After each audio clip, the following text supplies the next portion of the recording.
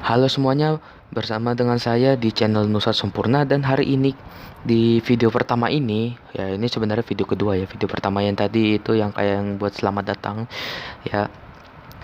Video pertama ini kita akan membahas sejarah, yaitu sejarah revolusi Bolshevik atau biasa orang-orang sebut adalah revolusi Oktober.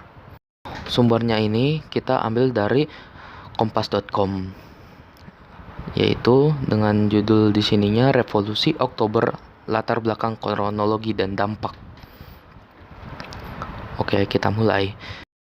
Pada tahun 1917 terjadi revolusi Rusia yang berhasil menggulingkan kekaisaran Rusia menuju ke pendirian Republik Uni Soviet. Revolusi ini terjadi dalam dua fase, yaitu fase pertama yang dikenal sebagai Revolusi Februari dan gerakan kedua atau fase kedua yang disebut dengan Revolusi Oktober. Revolusi Oktober atau Revolusi Bolshevik ini adalah revolusi yang dilakukan oleh golongan Bolshevik yang dipimpin oleh Vladimir Lenin. Peristiwa ini terjadi pada tanggal 7 November 1917 menurut kalender Gregorian. Namun, menurut penanggalan Julian, revolusi ini terjadi pada tanggal 25 Oktober 1917. Oleh karena itu, peristiwa ini disebut sebagai Revolusi Oktober karena Rusia saat itu menggunakan kalender Julian. Jadi pada masa itu seluruh Eropa itu memakai kalender Gregorian kecuali untuk orang-orang Ortodoks Timur. Kristen Ortodok Timur itu kayak Kekaisaran Rusia itu pada memakai kalender Julian, bahkan sampai sekarang ya kalau tidak salah katanya.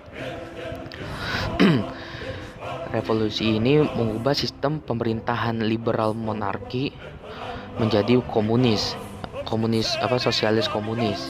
Ini memiliki dampak yang sangat luas. Latar belakang Revolusi Oktober. Revolusi Februari yang dipimpin oleh Alexander Kerensky telah menggulingkan Tsar Nicholas II dari Kekaisaran Rusia dan menggantikan pemerintahannya dengan pemerintahan Rusia sementara. Jadi Tsar Nicholas II itu yang bisa dibilang menurunkan tahtanya dan diganti dengan pemerintahan sementara yang dipimpin oleh Alexander Kerensky. Namun pemerintahan sementara ini sangat lemah dan terbelah oleh pertikaian internal. Alhasil terjadi krisis nasional yang mempengaruhi bidang sosial, ekonomi, politik. Rakyat pun memulai menyerukan ketidakpuasannya terhadap pemerintah. Golongan Bolshevik yang sangat tidak senang dengan pemerintah juga mulai menyebarkan seruan untuk pemberontakan militer.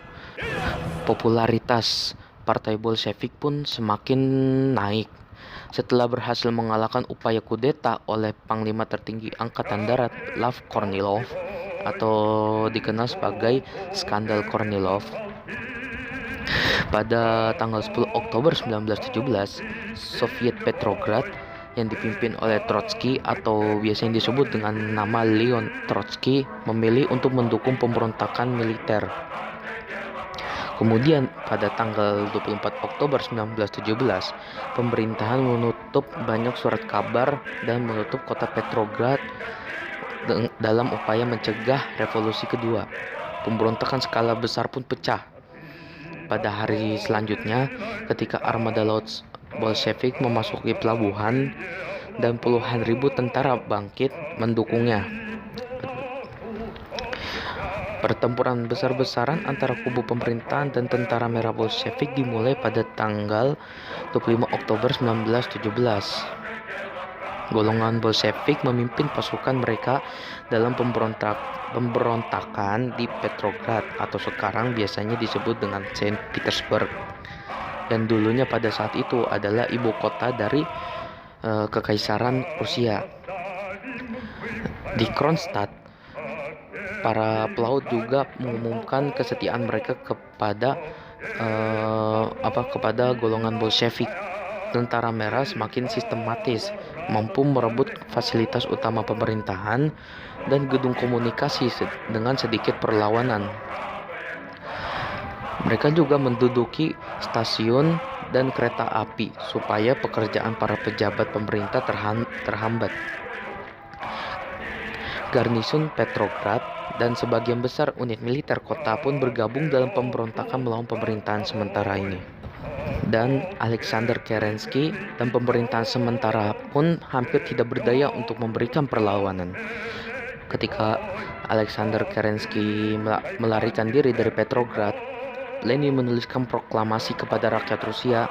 Lenin menyatakan bahwa pemerintahan sementara telah digulingkan oleh Komite Revolusi Militer oleh Partai Bolshevik.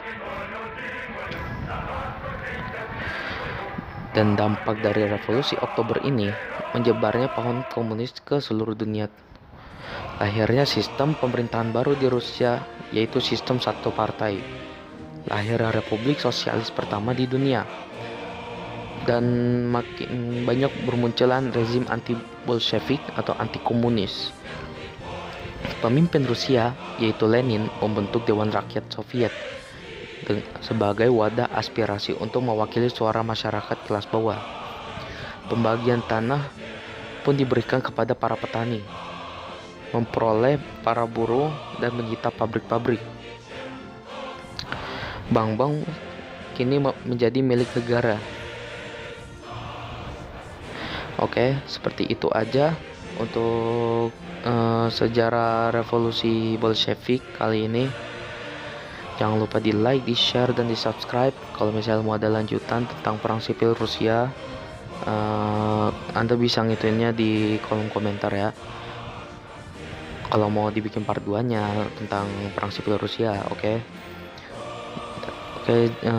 Jangan lupa di like dan di subscribe, dan sampai jumpa di video lainnya. Bye.